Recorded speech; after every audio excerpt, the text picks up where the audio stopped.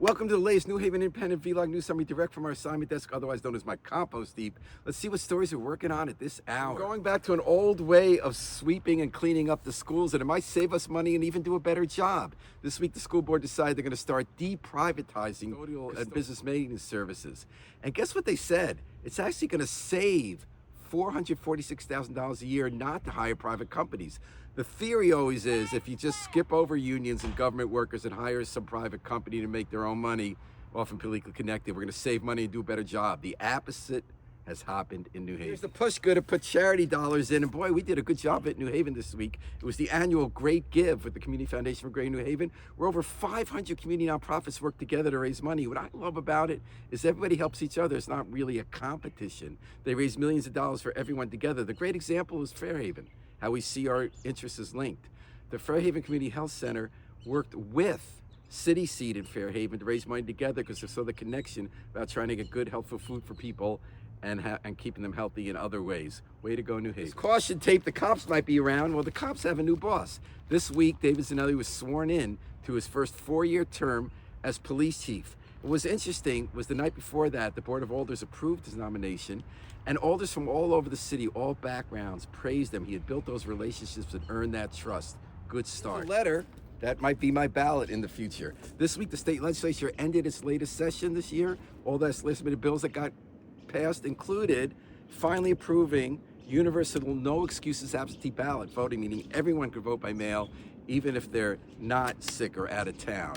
Democrats voted for it, Republicans didn't. Republicans were bringing up voter fraud. And while I think the examples they use are wrong and based on some lies coming out of Washington, I sympathize with the Republicans. I think there is always cheating by both sides, and that absentee ballots are so often used by people pressuring people who don't really know who they're voting for, especially the elderly. Hello, I can't pay attention to you. I'm on my cell phone. Well, that's what students are going to continue to say in some Connecticut schools, because one bill that didn't make it out of the legislature would have had a universal cell phone ban in public schools. Luckily in New Haven, we've been putting that into place, and I think it really works. Not because you might get better test scores, but because people see each other in the face and learn how to think and how to be together. Well, tucked into one of the other late bills that passed was a big check the state's running to East Haven to buy them off in order to expand Tweed Haven Airport on the East Haven side. So the mayor there politically felt he couldn't ever support it.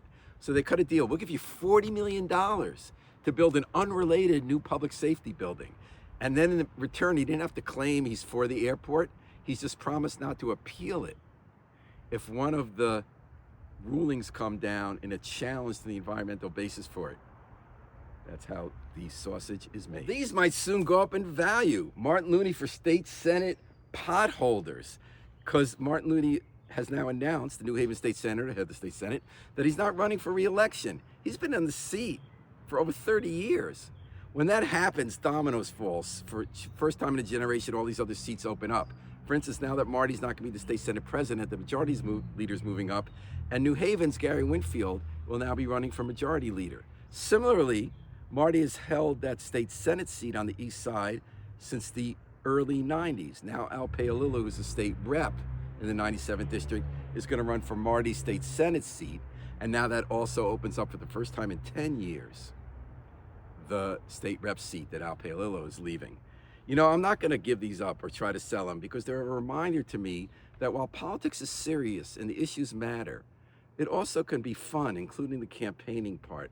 And I hope people keep that spirit alive, whether or not it's potholders, that it's actually a joyous journey when we try to work out our issues together and improve our community, whether it's the Great Give or legislating.